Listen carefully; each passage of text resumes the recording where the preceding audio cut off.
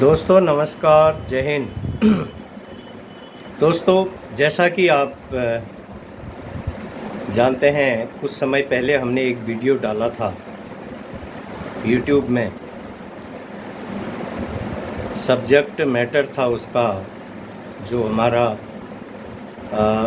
हमने उसका थंबनेल बनाया था उसका, ऐसे बनेगी Assam rifle infantry MoD regiment, जो असम राइफल का मौलिक जायज़ हक अधिकार है। और हमने उस वीडियो में कहीं पर भी चंदा या पैसे लेने की बात नहीं कही है। मैंने ये भी कहा कि उसमें हम हमारे आर्यवाह संगठन की सभी जायज़ नीतियों को सपोर्ट देते हैं। हमने उसमें काम किया है, मेहनत की है, अभी भी हम उसमें मेंबर जोड़ते हैं। हमने उसके ऑफिस में मेंबरशिप फॉर्म भरने में 1 साल तक मैंने खुद उसमें काम किया। और फिर वो जो एक बाबूजी थे, उनका घर नज़दीक था उस ऑफ़िस की भी व्यवस्था मैंने करी थी, जहाँ पे मीटिंग हॉल की व्यवस्था मैंने करी थी। और हमारे सेक्रेटरी को पता नहीं था, और मैंने उसको, हालांकि काफ़ी दौड़ भाग करता है वो। तो जैसा कि अब सभी लोग जानते हैं, यहाँ के लोग तो अब मुझे जानते ही हैं, मैंने कितनी उसमें मेहनत की थी अपना जो है स्कूटी में, या मेरे पास एक सेकंड हैंड जो है गाड़ी है, उसमें वो मैंने एक छोटे मोटे रिटायरमेंट के बाद, सबको पता है, मैंने जो है 13-14 साल एक सेल्समैन के तौर पर एक होलसेल का काम किया था। पहले स्कूटर में करता था, और उसके बाद जो है मैंने एक सेकेंड हैंड 70,000 रुपये की कार ली। ये मारुति कंपनी की सेकेंड हैंड, उसमें सामान ले जा कर के हम भर करके हम जो है लोकल में सप्लाई, मेरे साथ एक मेरा भांजा था। तो इस तरह से हमने 12-13-14 साल जो है ये काम करके सेल्समैन होलसेल का करके अपना स्टेशनरी का सामान का मेरा काम था।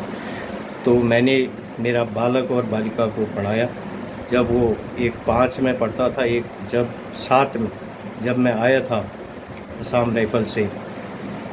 तो इस तरह से 13-14 साल कठिन हमने सिविल में आके संघर्ष किया। और मेरे पास सिर्फ 2 कमरे का एक मकान था उस टाइम।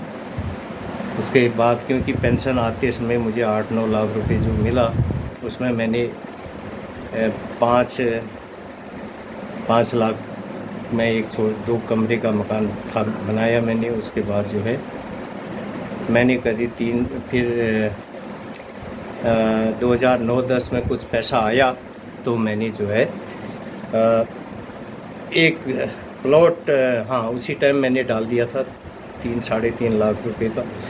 और बाद में ऐसे ही लोन ले कर के हमने बच्चों को, अपने बालक बालिका को पढ़ाया। और वो प्लॉट जो मैंने, एक प्लॉट और ले लिया था मैंने छोटा सा, तो उसको बेच करके मैंने फिर मकान बनाया। मैं 8-10 साल, मेरा परिवार यहाँ पे 15 साल करीब किराए में के मकान में रहे। तो उस जो 3-3.5 लाख रुपए में मैंने जो है ज़मीन ली थी, इसलिए आप लोगों को भी कहता हूँ कि ज़मीन में सही जगह पे इन्वेस्ट करें। तो वो 3-3.5 लाख की ज़मीन मेरी 20-21 लाख की बिक गई थी 2016-17 में। तब मैंने और 2-3 कमरे और बढ़ाए। तो अब मेरे पास और कुछ नहीं, एक मकान ही है। ये है कि अब 4-5 कमरे की ज़रूरत है नहीं। अगर आप लोग असम राइफल का जायज़ हक दिलाने में मेरा साथ दोगे, तो मैं अपना मकान बेच दूंगा। मैं एक 4-5 कमरे का क्या चाहिए, 2 कमरे का मकान बना लूँगा। बालक बालिका अपना सही सेटल हो गए हैं, उनको पूछ लूँगा, उनको थोड़ी उनकी मदद कर दूँगा। बाकी पैसा मैं असम राइफल के लिए, अगर इसका केस भी करना पड़े, तो अधिक से अधिक मैं अपने खुद के पैसे से उसमें, क्योंकि मुझे असम राइफल का दुख के लोगों का, असम राइफल का जो डिग्रेडेशन, जो इसका पतन हुआ है, वो इसका जो जो इसने मेहनत की है, इसका त्याग, परिश्रम, शौर्य, सेवा और बलिदान मुझसे देखा नहीं का जो पतन हुआ है वो मुझसे देखा नहीं जाता। इसलिए मेरा यही, मुझे कोई लोभ लालच नहीं है, मैं खुद वो करूँगा। फिर अगर आप लोग सहयोग देते हैं तो आप जैसी आप लोग राय दोगे, लेकिन मैं खुद इसमें एक निस्वार्थ भाव से कार्य करूँगा। और क्या ले जाना है यहाँ से, सब कुछ यहीं तो रह जाना है। तो जब बालक बालिका अपने पैरों में खड़े हो गए हैं तो फिर इस तरह से लोभ लालच करने से कोई फ़ायदा नहीं है। तो मैंने कहा था कि मैंने कोई चंदा लेने की बात नहीं कही थी। मैंने जो है ये भी कहा कि मैं अरेवा का एक मेंबर हूँ, मैंने उसमें मेहनत की है और अभी भी करता हूँ। लोगों का कोई भी काम है, अंग्रेज़ी हिंदी में कोई भी पेपर बनाने हैं तो मैं निस्वार्थ भाव से उसका काम कर देता हूँ। तो जैसा कि आप सभी लोग जानते हैं, जो है चौथे वेतन आयोग के बाद असम राइफल के का जो मैं जो मतलब थोड़ा असंतोष है लोगों के अंदर। उससे पहले थोड़ा बहुत कुछ लोगों को, कुछ हमारे विभाग के ही आपसी परिवार के कुछ हमारे ट्रेडों को अच्छा प्रमोशन नहीं होता था, लेकिन उसके बाद हुआ, हमें खुशी है, अच्छी बात है। लेकिन असम राइफल के सामने ये बड़ी समस्या खड़ी होगी, लोगों में असंतोष है, आज लोग परेशान हैं और इसलिए जो है लोग चाहते हैं कि कैसे भी इस समस्या का हमारा जो है जायज़ समाधान कैसे हो। तो इसलिए मैंने कहा कि जम्मू कश्मीर, पहले भी मैंने वीडियो डाला था, Jammu Kashmir light infantry regiment भी जो पहले एक पैरामिलिट्री फोर्स की तरह जम्मू कश्मीर मलेशिया के नाम से 1947 में आज़ादी के बाद जम्मू कश्मीर में जब पाकिस्तानी हमला हुआ था, उसी समय ये लोकल स्थानीय लोगों की एक फ़ौज बनाई गई थी। इसी तरह जैसे असम में जो है गड़बड़ी को रोकने के लिए, चाय बागानों के लिए और वहाँ पे आतंकवाद को कंट्रोल करने के लिए असम राइफल को बनाया गया, ऐसे ही जम्मू कश्मीर मलेशिया को बनाया गया था 1947 में। तो मैंने बताया जम्मू कश्मीर 1974 में जम्मू कश्मीर मलेशिया जो है Jammu Kashmir light infantry regiment बन गई थी और उसे भारतीय थल सेना का वो एक हिस्सा बनी। और उसमें सबसे बड़ा योगदान था उन्हीं के जो डीजी थे बने, जो बाद में जो ब्रिगेडियर लेखराज सिंह पावार, जो कि गृह मंत्रालय में अटैच थे, और उन्होंने मलेशिया की परेशानियों को महसूस किया, जम्मू कश्मीर मलेशिया की, और उन्हें लगा कि वास्तव में इसमें बहुत बड़ा अपीजमेंट हो रहा है। और हालांकि कुछ लोगों ने सेवानिवृत्ति के बाद सोसाइटी एसोसिएशन भी बनाई थी उन्होंने, लेकिन उसे उस समिति का जो मकसद अच्छा नहीं था, लोग उसे अच्छा नहीं लगा और उसका मकसद उसका कुछ और ही था।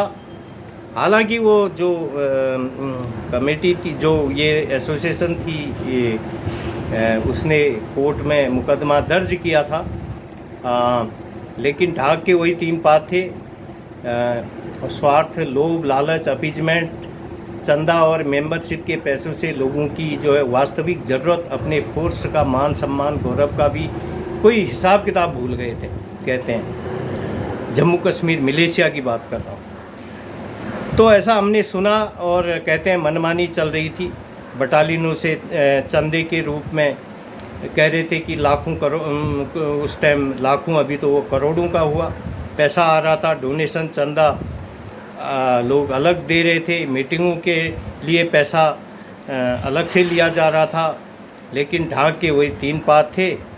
यहाँ तक कि लोगों की जो है असम राइफल का भी ऐसी है, पेंशन भी रिवीजन ठीक से जम्मू कश्मीर मलेशिया की नहीं हो पा रही थी, रिवीजन डिपार्टमेंट के भीतर ही कहते हैं बहुत बड़ी गड़बड़ी चल रही थी।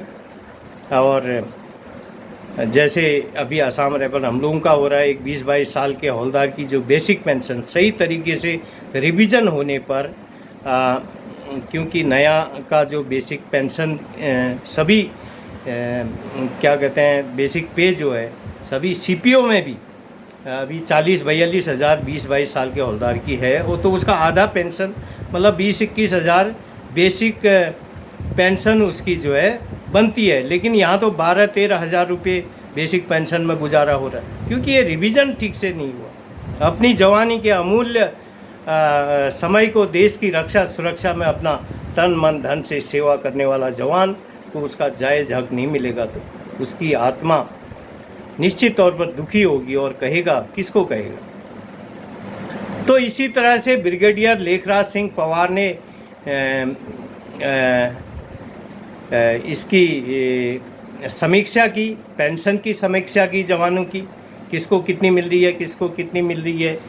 तो उन्हें लगा सचमुच बहुत बड़ी गड़बड़ी है। जिस तरह से असम राइफल में एमओडी कमांड के अंदर, एमओडी ऑपरेशनल कमांड के अंदर प्रमोशन का सही ढांचा और OROP 1 रैंक 1 सर्विस 1 पेंशन के बराबर नए के बराबर पुराने की पेंशन रिवीजन का कोई ध्यान नहीं दे रहा है, जिस कारण से एक संतुलन